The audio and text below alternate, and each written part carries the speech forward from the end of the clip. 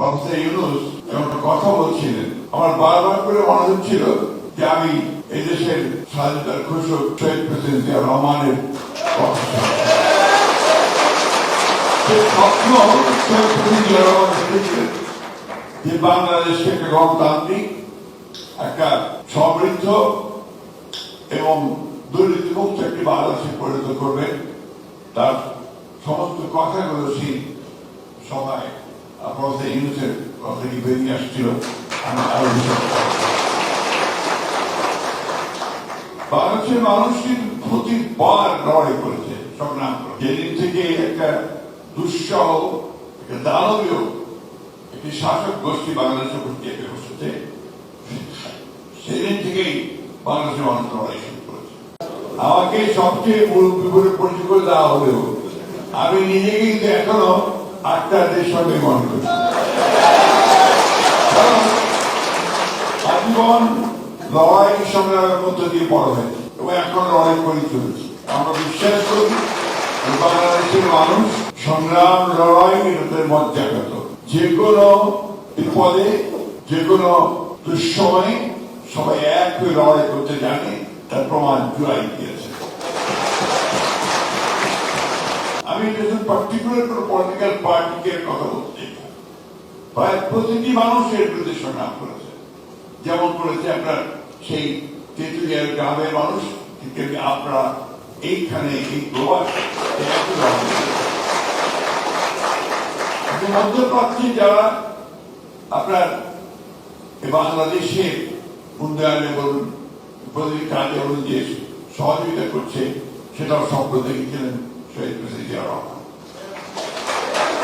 এবং গার্মেন্টসের যে নারীরা আমাদের যে কাজ করছেন, একটা নতুন একটা অধ্যায় সূচনা করতেন, সেটা কিন্তু স্বপ্ন দেখেছিলেন শহীদ প্রেসিডেন্ট জিয়া রহমান।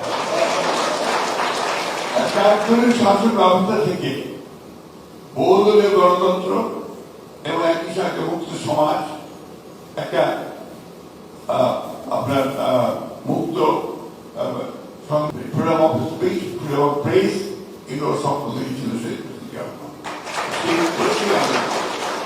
আজকেও আমাদের নেতা, তরুণ নেতা আমরা বলি, তিনিও 31 দফা কর্মসূচি দিয়ে সেই নতুন চিন্তা ভাবনা। আমি একটা কথা স্পষ্ট করে দৃঢ়তার সঙ্গে বলতে চাই যে আমরা যারা বয়োজ্যেষ্ঠ আছি, আমরা অনেকগুলো লড়াই লড়েছি, আমরা স্বাধীনতার যুদ্ধ করেছি, পরবর্তীকালে গণতন্ত্রের জন্য সংগ্রাম করেছি, লড়াই করেছি। আজকে আমাদের সামনে শহীদরা যারা তারা এসছে এবং আমরা তো তার আশাবাদী যে আমরা ভবিষ্যতে আমার লড়াইয়ের মধ্যে দিয়ে একটা কথা আমাদেরকে সবসময় মনে রাখতে হবে। সে কথাটা হচ্ছে প্রফেসর ইউনূস যে স্বপ্ন দেখেছেন, যে দেখছেন, এই স্বপ্নগুলোকে আমাদের সামনে এগিয়ে নিয়ে যেতে হবে। তারা যে স্বপ্ন দেখেছেন সেটা নিয়ে আমরা সামনে এগিয়ে যেতে পারবো বলে আমি বিশ্বাস করি। আমাদের যেটা দরকার, সবচেয়ে বেশি যেটা দরকার, যেটা পলিটিক্যাল কমিটমেন্ট, আমাদের মধ্যে সেই আস্থা দৃঢ়তা থাকতে হবে। বিগত রেজিম আমাদের আস্থা নষ্ট করে দিয়েছিল, বিগত রেজিম আমাদের ধ্বংসস্তূপে পরিণত করেছিল।